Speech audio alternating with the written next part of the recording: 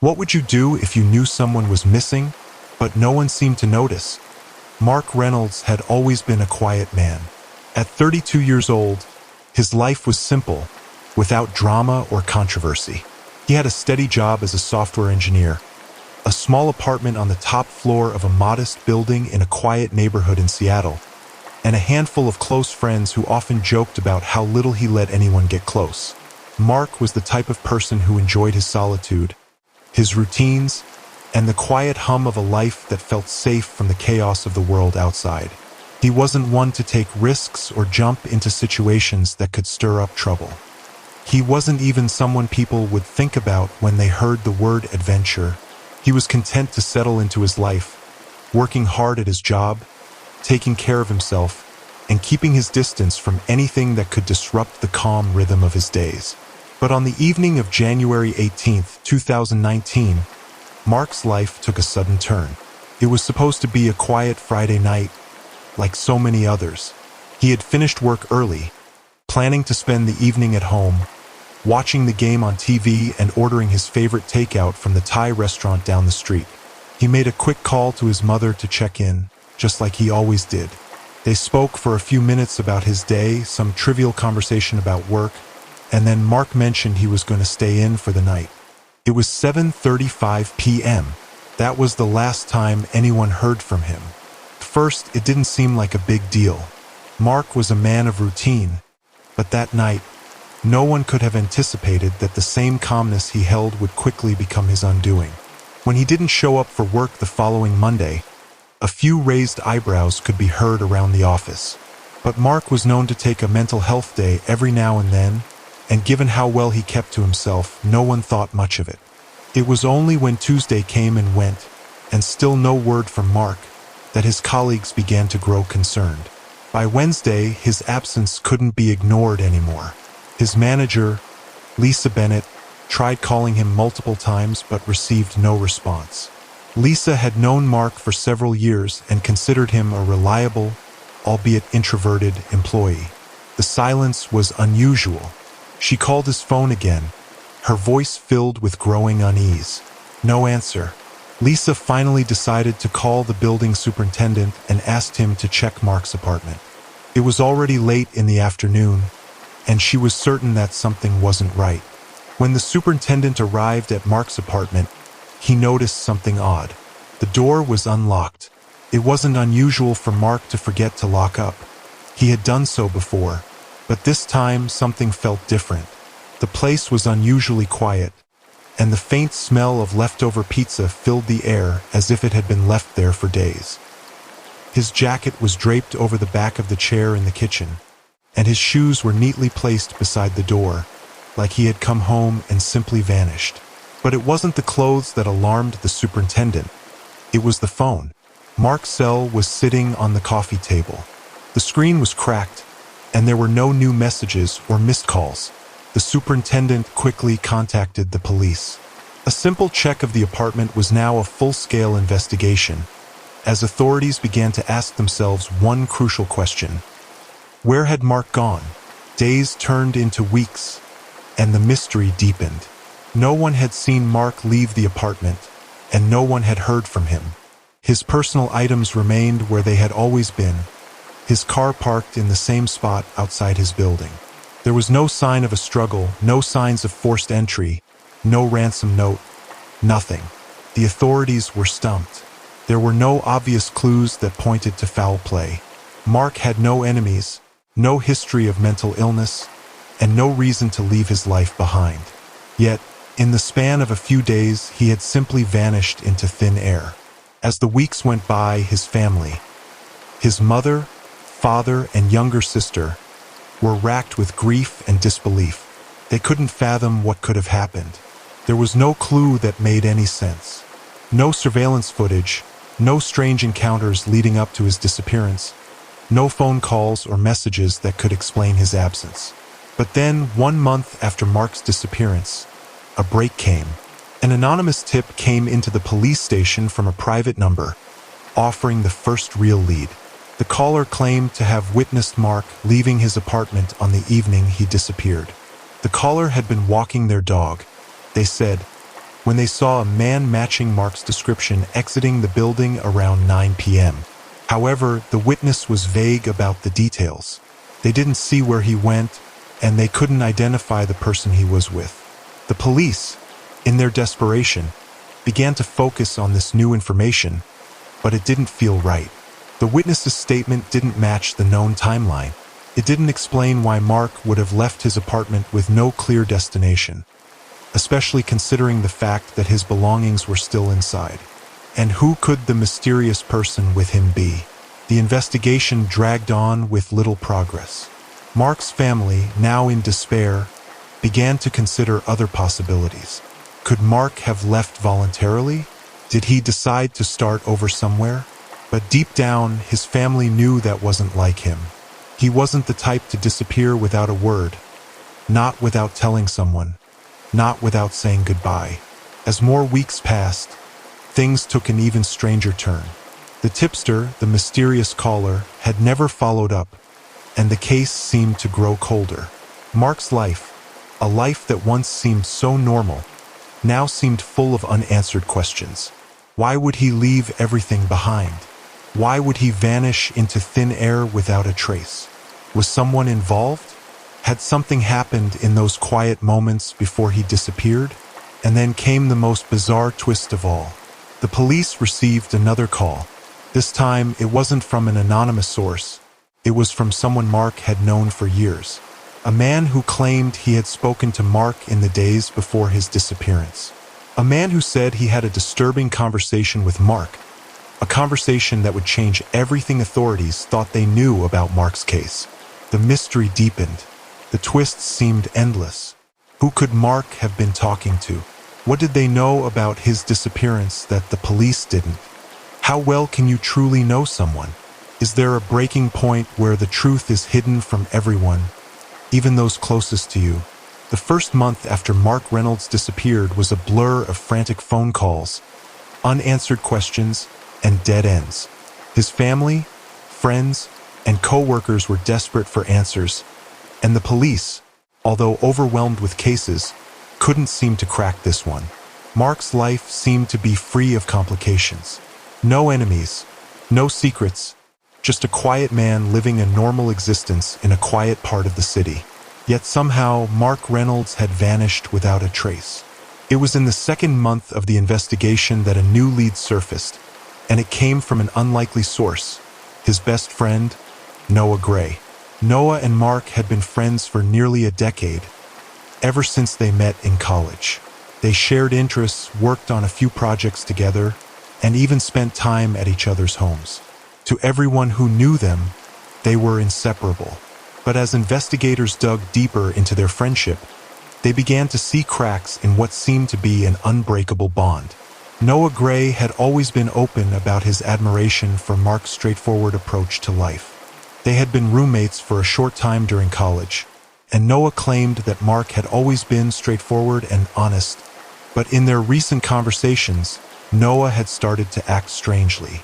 The police noted a subtle shift in his demeanor when he spoke about Mark's disappearance. He seemed evasive, not about the fact that Mark was missing, but about Mark's emotional state leading up to it. For weeks, Noah had given interviews, searching for answers alongside the police and even appealing to the public for information. He had played the part of a concerned friend, but there was something about the way he spoke about Mark's life that made some officers uneasy. He couldn't stop talking about how normal Mark's life was, as if trying to reassure everyone that there was nothing to investigate. As the investigation wore on, detectives began to wonder, did Noah really know everything about Mark? Or was there something deeper he wasn't saying? Then, one fateful afternoon, Noah made a phone call to the police station, requesting a private meeting. When he walked into the room, his face was pale, and his hands trembled as he handed over a small envelope. Inside the envelope was a letter written in Mark's handwriting. It had been sealed in a manila folder with a note attached. "I think I found something Mark wanted you to see." The letter, dated a week before Mark disappeared, was addressed to Noah. In it, Mark confessed to something no one could have predicted. "Noah, I've been feeling distant lately. I don't know why, but something's changing. There's a weight on my chest I can't shake off. I think I've been hiding from something, maybe from myself. I just need time. Time away from everyone. Don't look for me. Please. This was the first piece of evidence that didn't make sense. Why would Mark, a man who'd always been dependable, suddenly cut himself off from everyone? Was this some kind of message? Or did it mean something else entirely? The discovery of the letter led to a series of revelations. Investigators began to question Noah more closely. It was clear that the letter wasn't something Noah had planned to show. His face had turned red when he handed it over, and he seemed unsettled as he watched the detectives read the words aloud. It was only after they pressed him harder that he finally admitted that he had been the one who received the letter, and that he hadn't shared it with anyone until now. But why? Why keep it a secret for so long? The police delved deeper into Noah's life. There were no major criminal records, no obvious ties to any shady business, but there was one peculiar piece of information that raised eyebrows. A series of strange phone calls that Noah had received in the days leading up to Mark's disappearance. According to his phone records, Noah had received several calls from a number he didn't recognize, calls that he ignored each time. When asked about these calls, Noah appeared confused at first. He claimed he didn't remember the number and hadn't thought much of it. But something didn't sit right with the investigators. They wanted to know more. Was Noah hiding something? Had he been in contact with someone who might know what happened to Mark? As Noah's involvement came under greater scrutiny, the police learned that he had been one of the last people to see Mark on the night he vanished. They had met for a drink at a local bar on January 18th, just hours before Mark was last heard from. According to Noah, Mark had seemed normal during their brief meeting. But something in Noah's story didn't add up. The bar's surveillance footage, which had been obtained after a lengthy request to the owner, showed Noah leaving the bar alone at 8:30 p.m. But the footage had a strange gap in it. There was a period between 8:30 p.m. and 9 p.m. where the camera was mysteriously turned off. When the footage resumed, Noah was seen entering the building, but there was no sign of Mark. The police were now certain of one thing. Noah knew more than he had initially let on. But what was Noah hiding? The investigation seemed to hit a wall once again. With no new evidence coming in and Noah's role becoming more and more suspicious, the case stalled. The police were left wondering if they would ever uncover the full truth of what happened to Mark Reynolds. But then, an unexpected break came. A neighbor of Mark's, someone who had seen Noah at the apartment building around the time Mark disappeared, came forward with new information.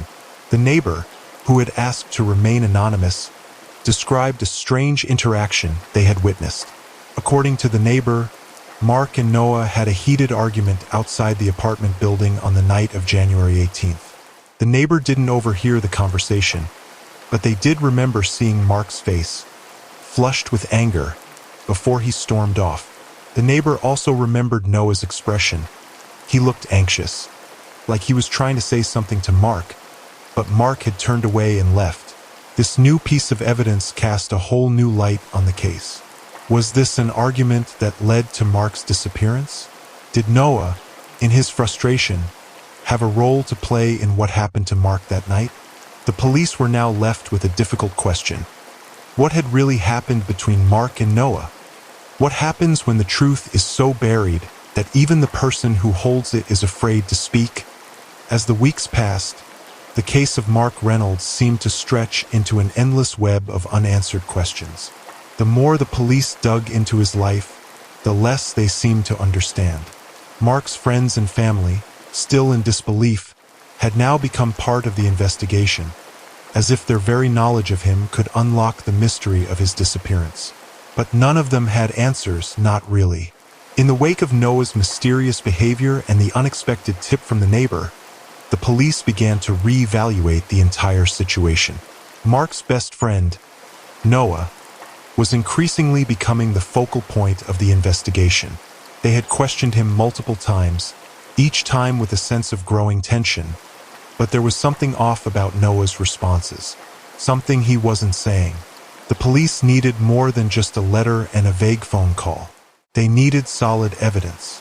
Noah had been the last one to see Mark, and now his story seemed to be unraveling at the seams. The phone calls from the mysterious number, the argument witnessed by the neighbor, and now the sudden disappearance of Mark, all pointed to one thing. The truth was somewhere in Noah's hands, even if he was too terrified to open them. It was when Detective Elena Rodriguez took over the case that things began to shift. Elena had seen her share of disappearances, but something about Mark's case was different. The silence in the apartment, the empty life he had left behind. It didn't fit. It wasn't like the others. It wasn't an impulsive decision to leave. No, Mark Reynolds didn't just vanish. Elena sat in the quiet of her office, her eyes scanning over the case files once more. She had read every piece of evidence, every phone record, every police statement. The one thing that still kept her up at night was Noah's behavior. His eyes always darting away when asked direct questions. The way his fingers twitched when the conversation shifted to the night Mark went missing. And most importantly, the letter. Why had Noah kept it hidden for so long? A breakthrough came when the investigation team obtained a forensic analysis of Mark's phone. While it had been found on the coffee table of his apartment, untouched and undisturbed, it still held clues. The phone's call logs revealed something shocking. The last number Mark had dialed before his disappearance was one Noah recognized.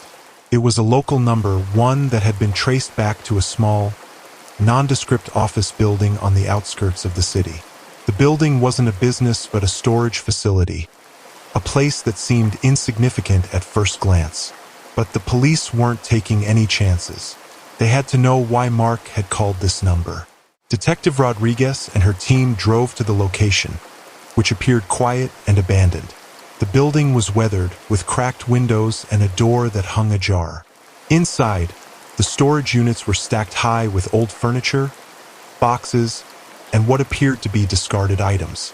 It was a scene that seemed far removed from Mark's life, his well-maintained apartment, his routine, his predictable existence. Yet here, in the belly of this forgotten building, something felt wrong. Something was hidden in plain sight.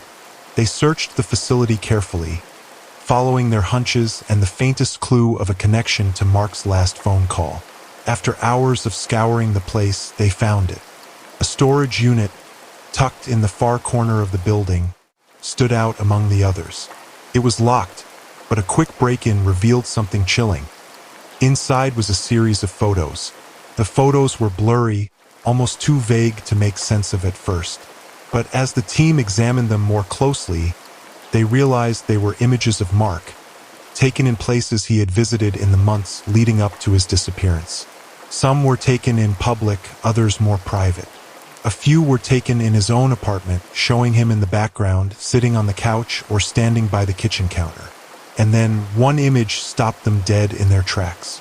The photo showed Mark in what appeared to be a dimly lit room, his face half lit by the glow of a computer screen. But in the background, standing behind him, was a figure, a man. The man's face was obscured, but the silhouette matched someone Mark had known, Noah Gray. This was the moment that everything changed. The photos painted a chilling portrait of a secret friendship, one that had turned into something much darker. The more the team looked into it, the clearer it became. Mark's life, which had seemed so ordinary, had been anything but.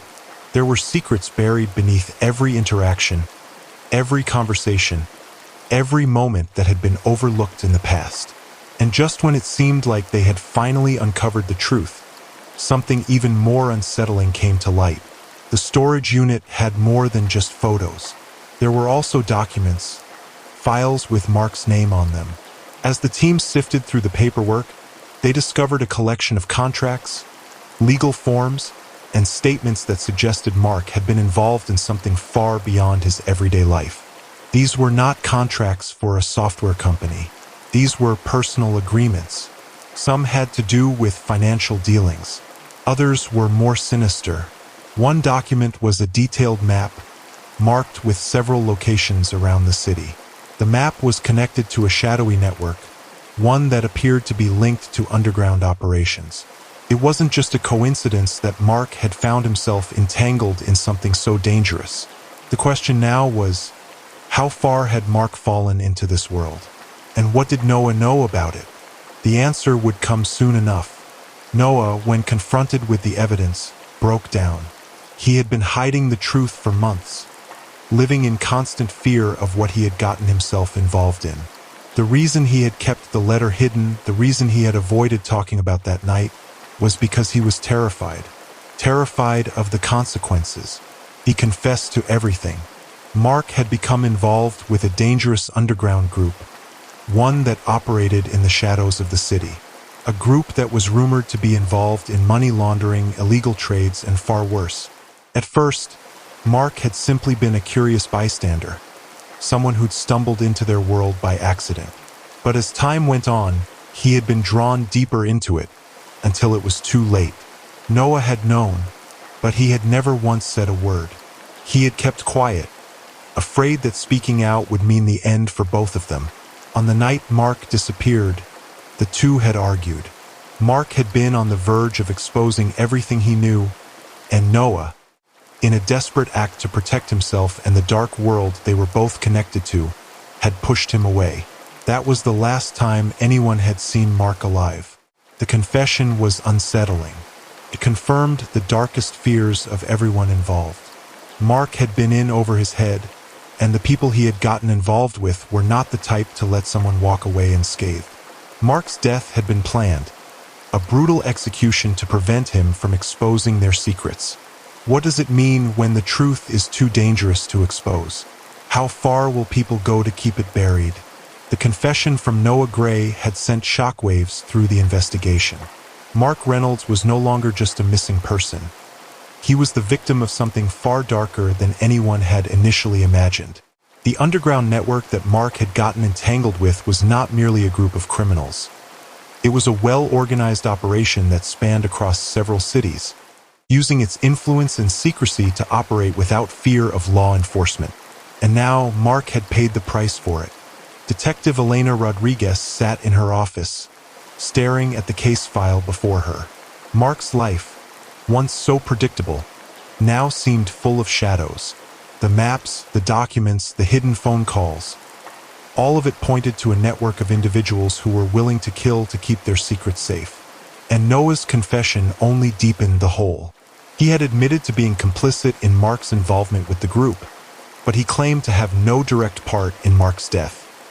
His fear was palpable, and his guilt was written all over his face. Yet there was still something missing, something that didn't fit. Noah's story had gaps. He claimed that Mark had been killed to keep him quiet, but the details were vague. What exactly had Mark known? What had he uncovered that was so dangerous?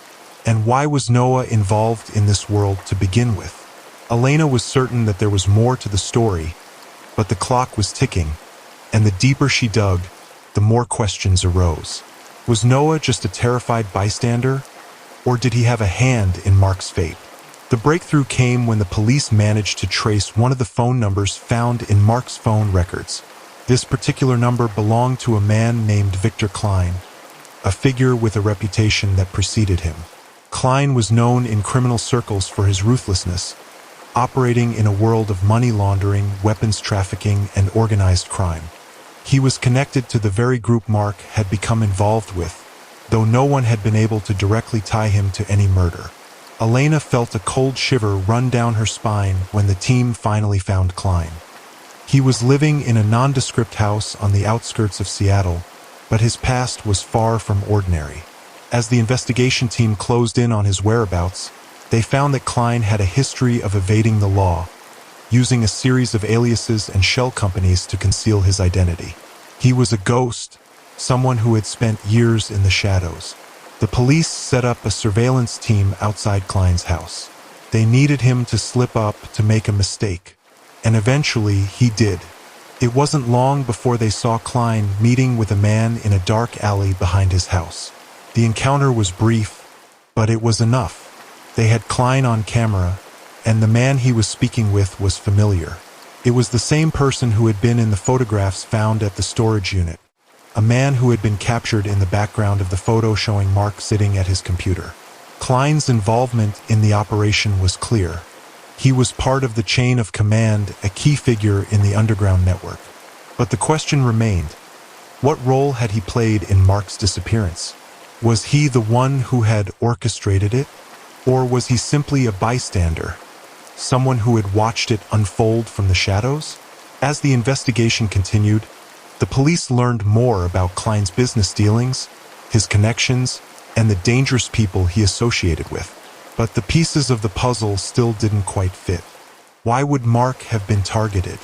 What had he discovered that was worth killing for? The answer came when Klein's girlfriend, a woman named Amber Lawson, was brought in for questioning. Amber had been living with Klein for several years, and although she had always stayed out of the spotlight, the police believed she might know more than she was letting on. When she was first questioned, Amber was evasive, denying any knowledge of Mark or the underground activities that Klein was involved in. But as the questioning grew more intense, Amber began to crack. She revealed a detail that had eluded the police for months. Mark had discovered something so devastating, so dangerous, that it could bring the entire operation down. Mark had stumbled upon a set of financial records hidden in one of Klein's storage units. These records detailed large-scale illegal transactions, money laundering schemes, and connections to international criminal organizations. Mark had been planning to go public with the information. He had even contacted a journalist in an attempt to expose the group. Amber revealed that Mark had been adamant about going to the authorities, but he had been scared of what Klein and his associates might do to him if he went forward with it.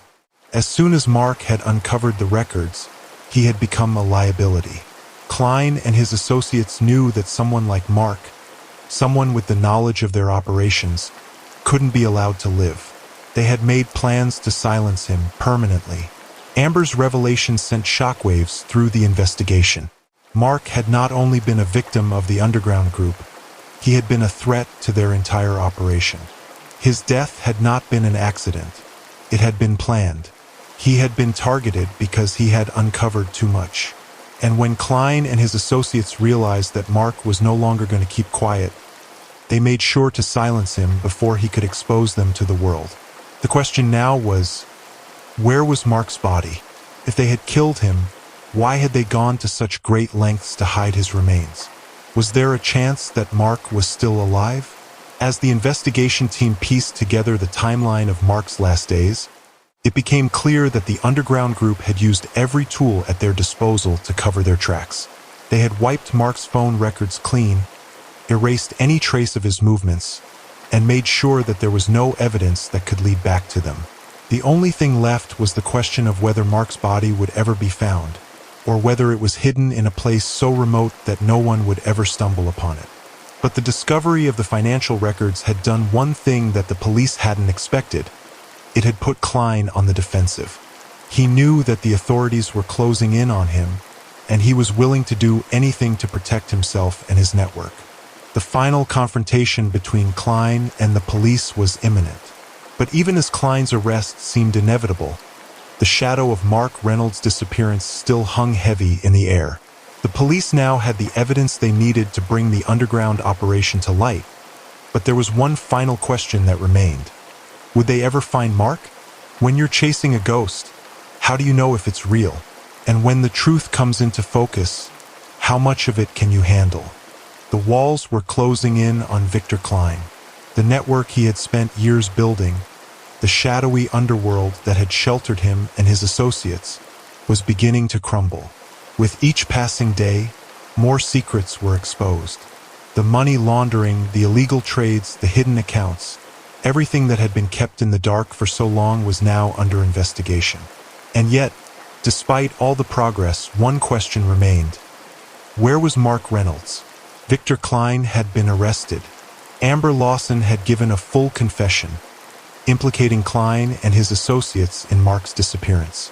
The financial records had revealed just how deeply Mark had gotten tangled in the operation. But despite all the evidence, Mark's body was still nowhere to be found. Detective Elena Rodriguez, who had been at the heart of the investigation from the very beginning, was exhausted. The truth was within reach, yet the final piece seemed elusive, as if someone had deliberately made sure that Mark's body would never be discovered. The underground group was notorious for its ability to cover its tracks, but this was different. Mark's disappearance wasn't just a random act of violence. It was a calculated, deliberate effort to silence someone who knew too much. Rodriguez stood by the window in her office, staring out at the rain as it poured down outside. The case had consumed her. It was more than just solving a crime. It was about bringing justice to a young man who had been swallowed up by a world he had never asked to be a part of. Mark had been so close to uncovering the truth, so close to exposing the underground group, yet in the end, it was that very pursuit of truth that had led to his death. But Elena wasn't ready to give up. She couldn't. Not when they were so close. The breakthrough came when the forensics team finally completed their analysis of the storage unit. Among the documents, there had been something they had overlooked. A map with several marked locations that had seemed insignificant at first. But upon closer inspection, they realized that these locations weren't just random places. They were sites connected to Klein's network. One of the sites, in particular, caught Elena's attention. A remote property on the outskirts of the city, a place that hadn't been on their radar before. The property was a rundown farmhouse, its location far enough from the city to be easily overlooked. It was secluded, hidden behind thick trees and overgrown vegetation. The site itself had been marked on the map with a single word: buried. Elena felt her pulse quicken as the team made its way to the farmhouse. The drive was long, the rain falling heavily as they approached the property. The house looked abandoned, its windows boarded up, its door hanging on rusty hinges. But Elena knew better than to assume it was just another forgotten structure. This was it. This was where Mark had been hidden. The moment they arrived, the team began to search the area. They combed through the property methodically, knowing that if Mark's body was here, it had been carefully concealed.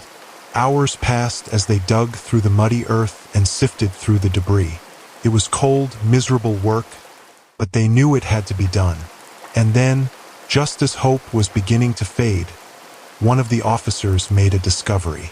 A patch of ground near the back of the house had been disturbed. It wasn't much, just a slight unevenness in the soil, but it was enough. The officer called out to Elena, who rushed over to inspect the area. She could feel her heart pounding in her chest as the ground was cleared away, revealing a shallow grave. The truth had finally been found. Mark Reynolds' body was uncovered, wrapped in plastic and buried beneath layers of dirt and leaves. The moment the body was exposed, Elena knew it was him. The dark hair, the familiar build, the clothes he had been wearing the last time anyone had seen him. Mark had been buried like a piece of trash, hidden away in a place no one would think to look. But the most haunting part of the discovery was the cause of death.